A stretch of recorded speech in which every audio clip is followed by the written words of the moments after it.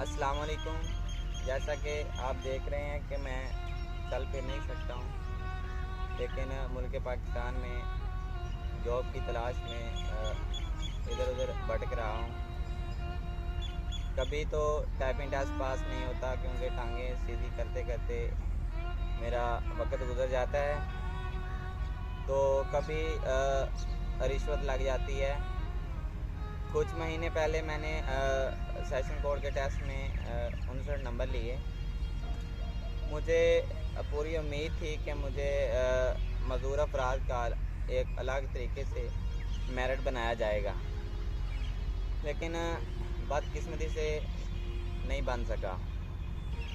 تو میں انٹرویو کے دن سیشن کوڈ ٹوبہ ٹیکسنگ گیا کہ جج صاحب سے مل کے ہاتھ پاؤں جوڑ کے ان سے ریکویسٹ کر کے نوکری لے سکوں،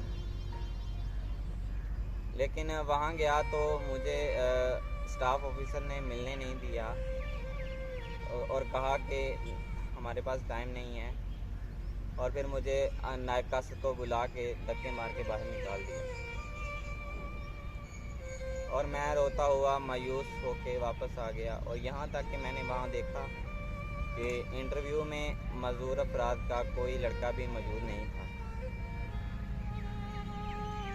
میں واپس آ گیا مایوس ہو کے، لیکن اب گزارش کرتا ہوں عثمان بزدار صاحب سے اور گورنمنٹ سے کہ میری خواہش ہے کہ میں سیشن کورٹ اور یا پھر ایف آئی اے میں جاؤں۔